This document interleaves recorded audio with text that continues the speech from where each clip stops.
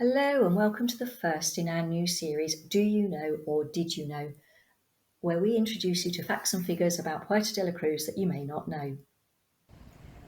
This is going to be exclusively released inside our weekly newsletter every Sunday, although it will feature on our website, puertodelacruz.info, a few days later. So for our first Do You Know, we're going to talk about the English cemetery. For those of you that don't know where the English cemetery is located, it is right next door to the Policía Nacional, the National Police Station in Puerto de la Cruz.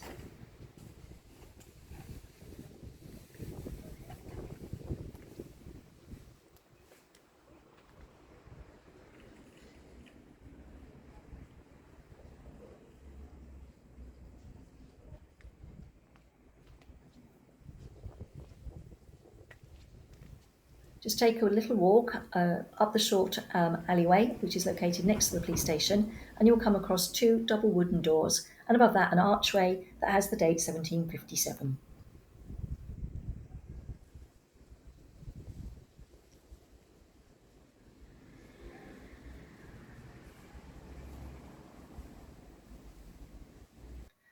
The plot of land actually still belongs to the City Council. It's under City Council ownership, although it is maintained and looked after by the Anglican Church, the All Saints Anglican Church.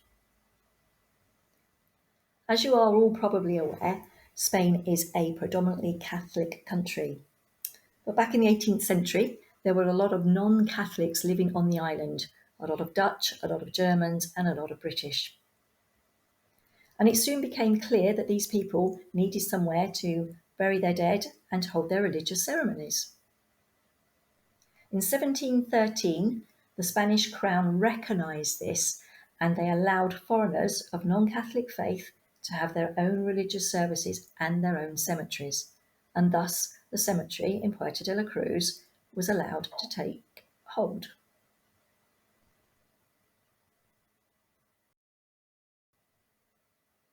Let's take a little walk through the cemetery and see who we can find.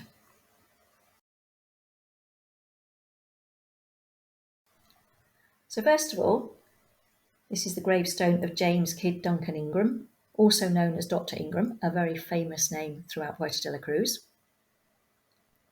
Others that were buried here are Peter S. Reid. He's the ex-British Vice Consul, and also buried with him was his wife, but unfortunately their gravestone is no longer standing or visible. Colonel Owen Peel Wethered, he was the patron of the English Library. He's also buried here as well.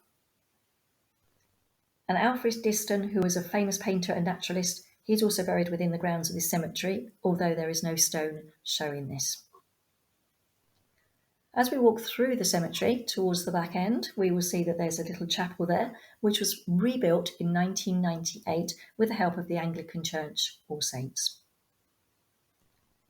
So our Do You Know for today is, do you know that within this non-Catholic cemetery, there is one Catholic buried here? Now his name was Jose Martinez y Esquivel, and he was a graduate of medicine and surgery. This young man died of 29 years of age in 1878. So you may be asking, if he is a Catholic, why is he buried inside the English cemetery? This is a very good question.